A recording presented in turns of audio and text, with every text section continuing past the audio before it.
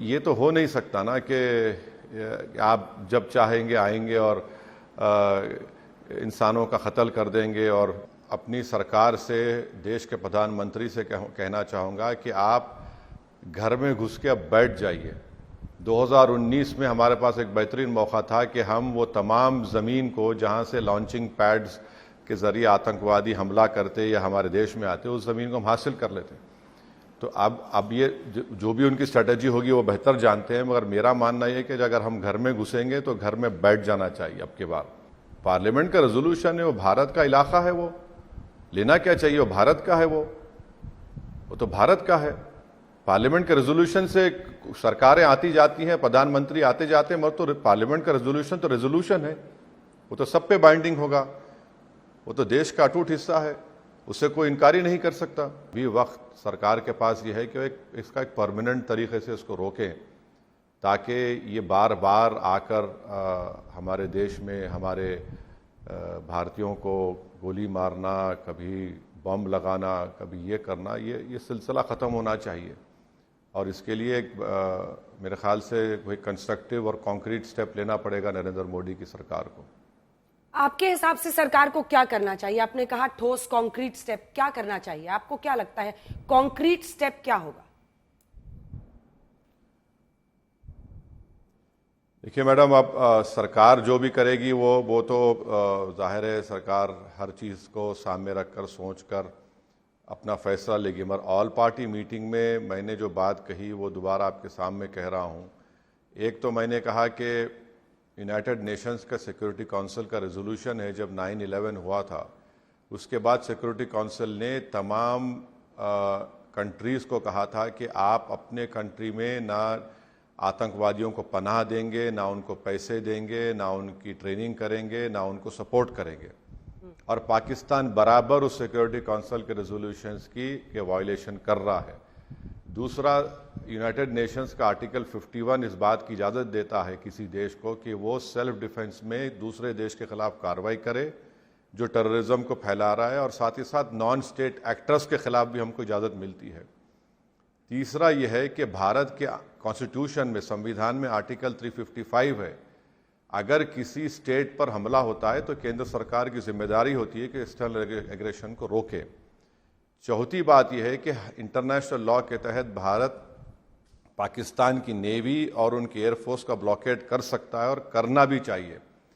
और पांचवा यह है कि हमको फिर से कोशिश करके पाकिस्तान को FATF के ग्रे लिस्ट पे लाना चाहिए, जिसकी वजह से वर्ल्ड बैंक और IMF से इनको लोन नहीं मिलेगा। क्योंकि पाकिस्तान अगर आज जिंदा है तो IMF और वर्ल्ड बैंक की खैरात से उनके पूरे मुल्क के मामला तय होते हैं।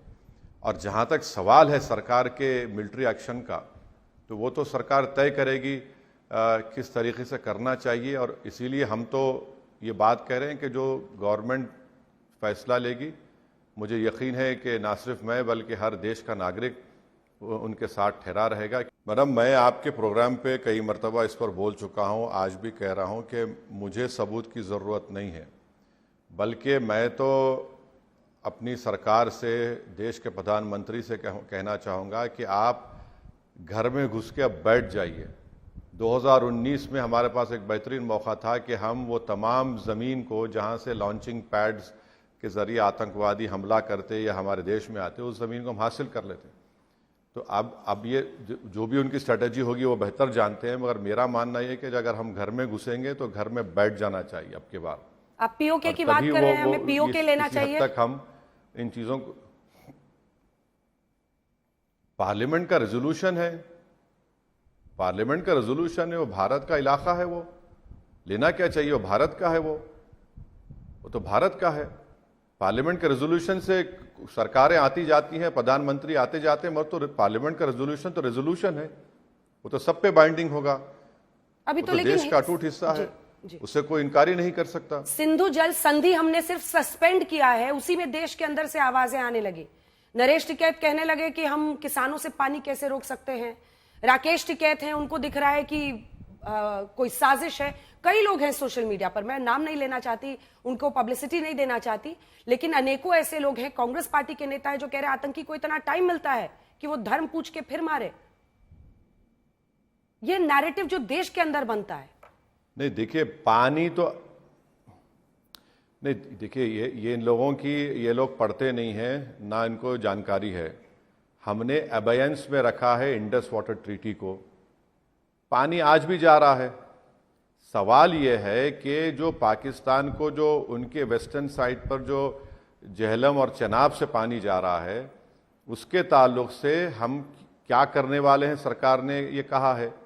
और यकीनन अगर हम वहाँ पर डैम्स बनाएंगे और उसके लिए टाइम तो लगेगा कम से कम, तो ये तो एक लॉन्ग टर्म स्ट्रेटजी है। और सबसे अहम बात यह है मैडम कि इंडस वाटर ट्रीटी के बारे में हमारी भारत सरकार ने पहलगाम से पहले तय कर लिया था कि इस पर दोबारा रीलुक होना चाहिए।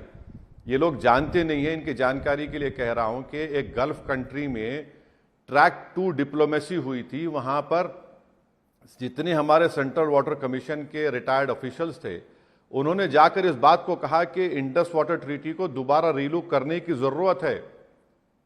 जब उस जमाने में बनाया गया था तो ये तो हो रहा ही था, ये तो होने वाला था ये।